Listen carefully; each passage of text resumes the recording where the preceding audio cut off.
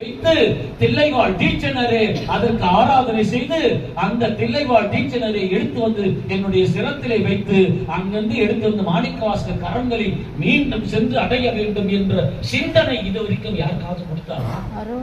சத்தியமா கிடையாது, கொடுக்கல. அதுக்காக நம்ம பெருமைப்படல, கருணைக்கு சொன்னாங்க. கருணையை நமக்கு அந்த கருணையை நம்ம அனுபவிக்க வேண்டாமா?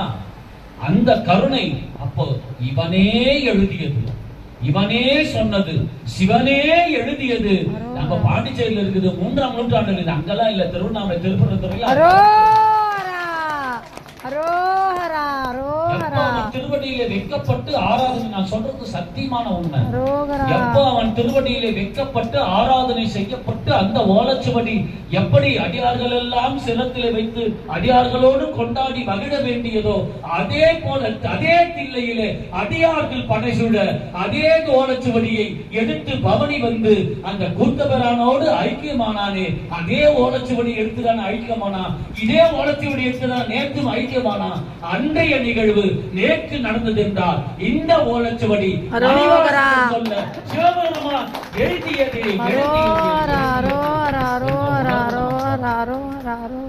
இதுல மாற்று கருத்தே கிடையாது, யோசிக்க வேண்டிய அவசியமே கிடையாது. அப்படிப்பட்ட இந்த திருவடி, அப்படிப்பட்ட இந்த ஓலச்சுவடி, இதற்கு மூலகாத்தா யார்? இதற்கு காரணம் யார்?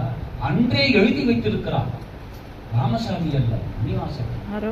ராமசாமின்னு ஒருவர் திருவண்ணாமலை திருப்பரது அடியார் திருக்கூட்டத்துல போவான், ஓலச்சுவடியில திருவாசகத்தை எழுதுவான், அது என் கருணையில வந்து சேரும், அது தில்லையில போய் என் நடராஜ பெருமான் வைப்பான், அது அடியார்கள் படைச்சோட வரம் வந்து அது தில்லையிலே போய் நடராஜ பெருமான் திருவடியிலேயே வந்து அதை எடுத்துக்கொண்டு வந்து ஜோதியா போய் மீண்டும் ஐக்கியமானானே அதே கருவறையில. எங்கெங்க இதெல்லாம் நடக்கிறது? சாதாரணமான விஷயமா?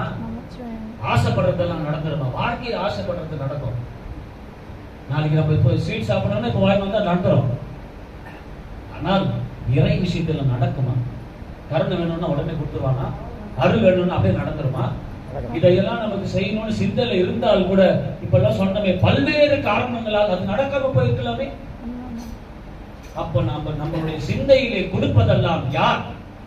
நம்மளுடைய சிந்தையிலே இருப்பது யார்? அவனே நமக்கு சொல்றான், இதை எடுத்துக்கொண்டு போ, இதை செய். இது சாதாரண ஓலச்சுவடி அல்ல, என் கரங்களில் இருப்பது ஓலச்சுவடி அல்ல.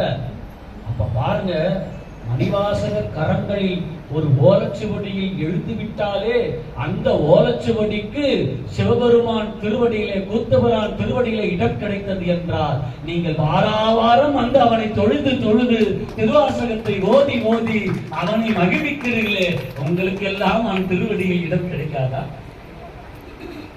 சத்தியமா கிடைக்கும். அவ்வளவு பெரிய காரியத்தை செஞ்சிருக்கான், அவ்வளோ காரியத்தை. அந்த ஓலச்சுவடிக்கு மூலகாத்தாவா இருந்த, அந்த காரணகாத்தாவா இருந்த அந்த ராமசர்ம ஐயோ